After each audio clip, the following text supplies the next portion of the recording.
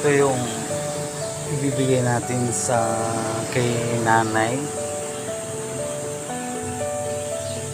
na may karamdamang cancer. Hindi kasi siya nakakain ng pangke. Ito lang po nakayanan ko. Ayan, gatas, vitamins naman po bibigyan natin ito kung gusto ni Christine, yung anak na taga-alaga ni nanay. So bibigyan lang po natin ng 1 kilo. Yun lang pong kaya ng aking budget. Ayan, transfer po para kay nanay. Saka bigyan natin ng tinapay galing kay Kabayan Bakery. Ayan, Kabayan Bakery po, Monay. Mura po ito ng Kabayan Bakery. Tabi lang po ng bahay namin.